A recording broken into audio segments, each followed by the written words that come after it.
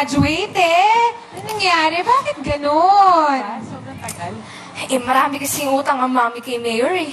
Yes. Parang pambayad utang ako. Ano? Shh! Huwag na kayo maingay. Baka mamaya manig kayo ni mami niyan eh. Eh, anong gagawin mo niyan?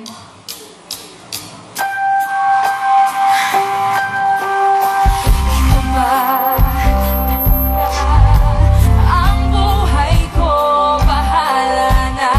Yan lang talaga ang buhay, kaya lumapit ka. Kalain mo ka naman dahil ako na naman ang kapalat sa mic na to. Sige, okay ka sa mic na to. Ano lang ito'y hinahandog sa mga kalokaran kong palagi talo sa mga laro ng buhay. Mas muna sige patigay ang magulay, malunggay na hinaluan ng tuyong tira. Pagkatapos mo kumain, walang tinga. Pakinatuloy, hindi ka pa rin kumapila. Pwede ko pala bakit di ako masaya. Ang pangit ko, yan ang sinasabi sa'yo ng nanay mo. Pati pinsan ko na palagi kang ginugulme. Gusto mo natin di pwede. Hindi ako ng classmate mo. Kaya yan ang pinsan sinasabi man mo. Pwede kayo yung gusto sa'yo. Isang makataya sabi ng pinsan mo.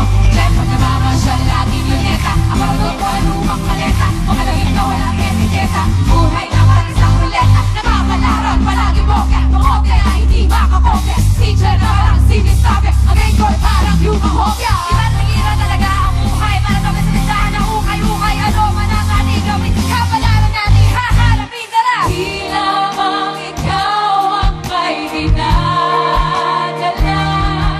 Tumingin ka sa paligid na yan lang. Naryan lang, naryan lang.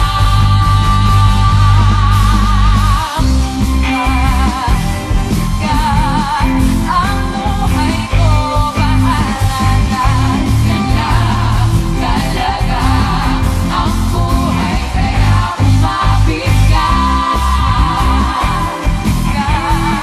Ang buhay ko, bahala na. Yan lang talaga ang buhay, kaya bahala na.